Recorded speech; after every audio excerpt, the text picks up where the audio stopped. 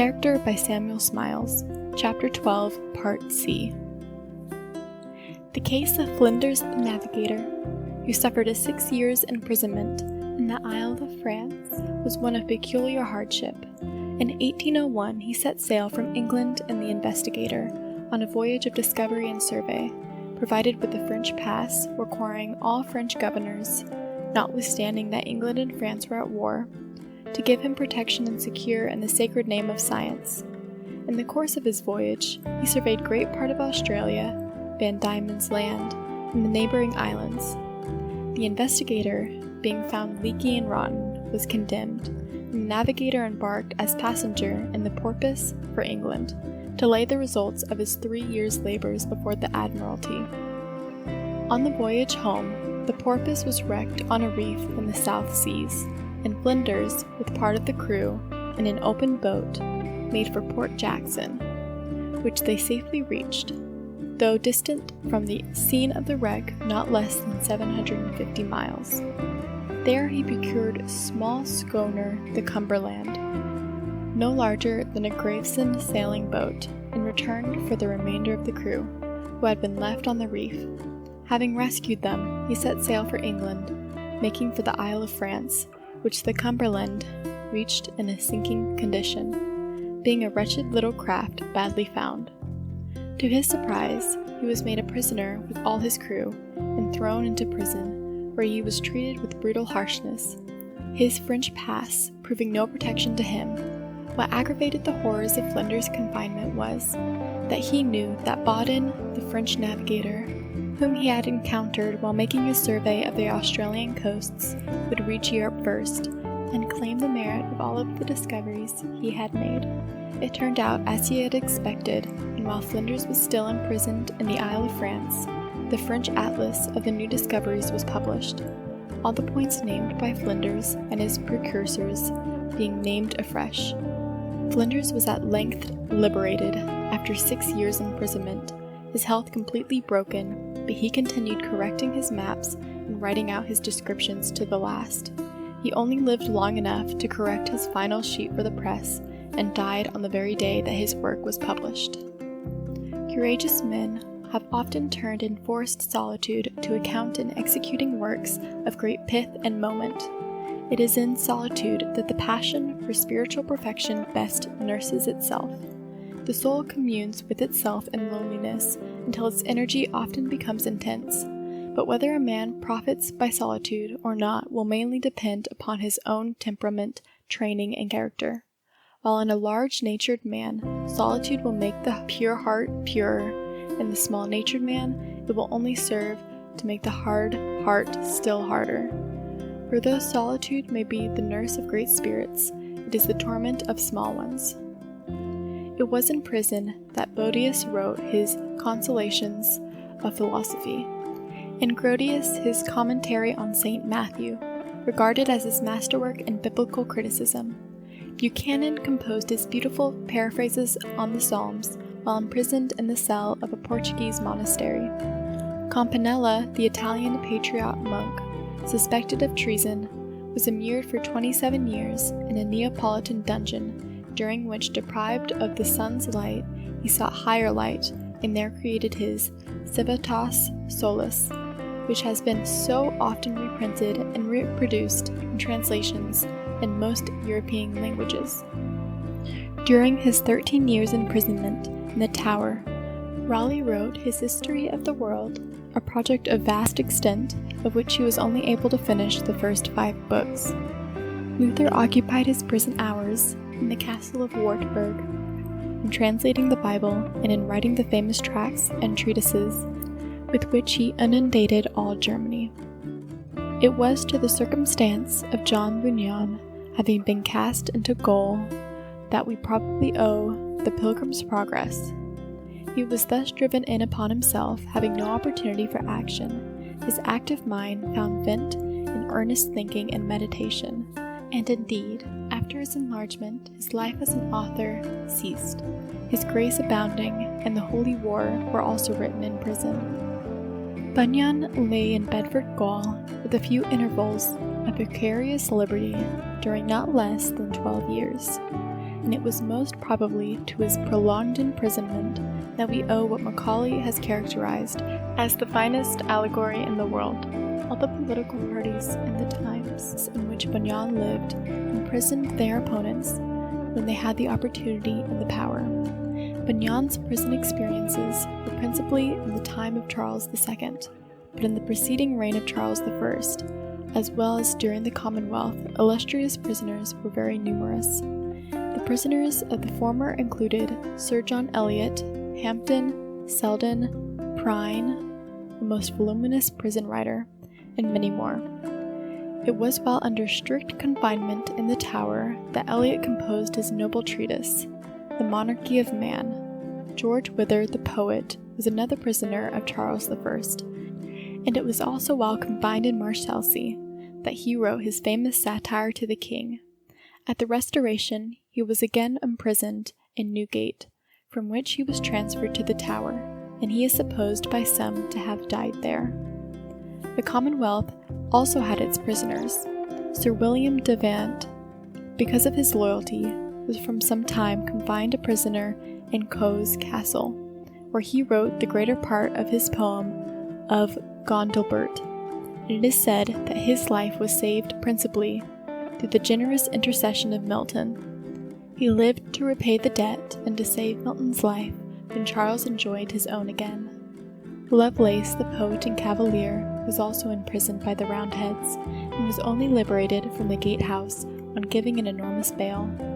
Though he suffered and lost all for the Stuarts, he was forgotten by them at the Restoration, and had died in extreme poverty.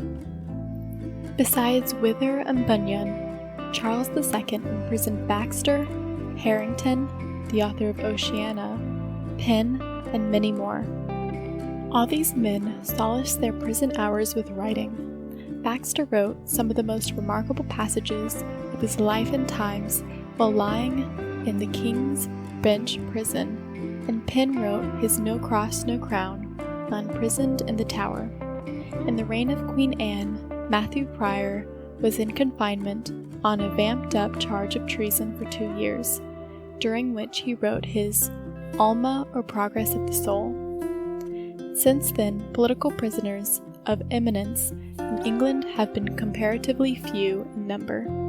Among the most illustrious were Defoe, who, besides standing 3 times in the pillory, spent much of his time in prison writing Robinson Crusoe there and many of his best political pamphlets.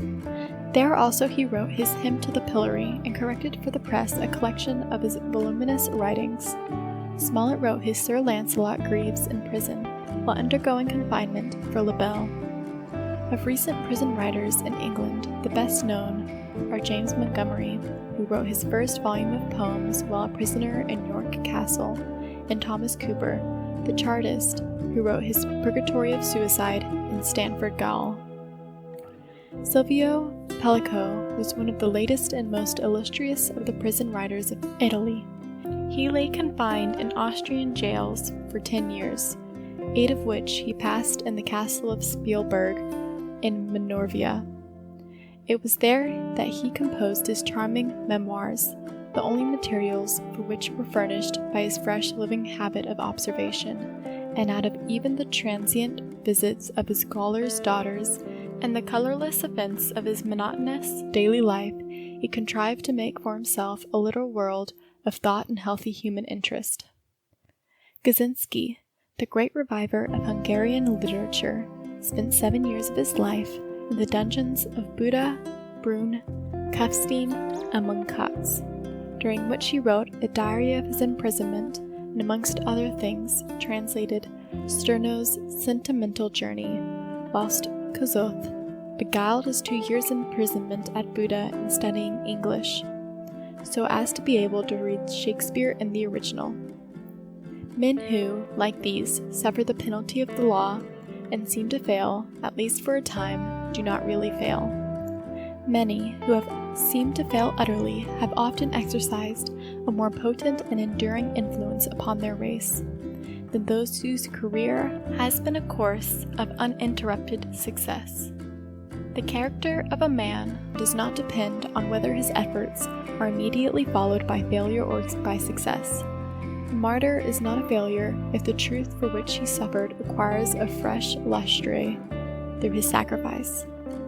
The patriot who lays down his life for his cause may thereby hasten its triumph, and those who seem to throw their lives away in vain of a great movement often open a way for those who follow them and pass over their dead bodies to victory. The triumph of a great cause may just come late, but when it does come, it is due as much to those who failed in their first efforts as to those who succeeded in their last. The example of a great death may be an inspiration to others, as well as the example of a good life. A great act does not perish with the life of him who performs it, but lives and grows up into like acts in those who survive the door, therefore, and cherish his memory. Of some great men, it might also be said, they have not begun to live until they have died. The names of the men who have suffered in the cause of religion, of science, and of truth are the men of all others whose memory are held in the greatest esteem and reverence by mankind. They perished, but their truth survived. They seemed to fail, and yet they eventually succeeded. Prisons may have held them, but their thoughts were not to be confined by prison walls. They have burst through and defied the power of the persecutors. It was Lovelace, a prisoner, who wrote, "Stone walls do not a prison make, nor iron bars a cage. Minds innocent and quiet take that for hermitage." It was a saying of Milton that, "Who best can suffer, best can do." The work of many of the greatest men, inspired by duty, has been done amidst suffering and trial and difficulty. They have struggled against the tide and reached the shore exhausted, only to grasp the sand and expire. They have done their duty and have been content to die. Death hath no power for such men. Their hallowed memories still survive to soothe and purify and bless us. "Life," said Goethe, "to us all is suffering, who save God alone shall call us to our own reckoning. Let not reproaches fall on the departed, not what they have failed in, nor what they have suffered, but what they have done ought to occupy the survivors." Thus, it is not ease and facility that tries men and brings out the good that is in them, so much as trial and difficulty. Adversity is the touchstone character, as some herbs need to be crushed to give forth their sweetest odor, so some natures need to be tried by suffering to evoke the excellence that is in them. Hence trials often unmask virtues and bring to light hidden graces. Men apparently useless and purposeless, have placed in positions of difficulty and responsibility, have exhibited powers of character before unsuspected, and where we before saw only pliancy and self-indulgence, we now see strength, valor, and self-denial. As there are no blessings which may not be perverted into evils, so there are no trials which may not be converted into blessings. All depends on the manner in which we profit by them or otherwise. Perfect happiness is not to be looked for in this world. If it could be secured, it would be found profitless. The hollowest of all gospels is the gospel of ease and comfort. Difficulty and even failure are far better teachers. So Humphrey Davy said, "Even in private life, too much prosperity either injures the moral man and occasions conduct which ends in suffering, or it is accompanied by the workings of envy, calumny, and malevolence of others." End of section 45.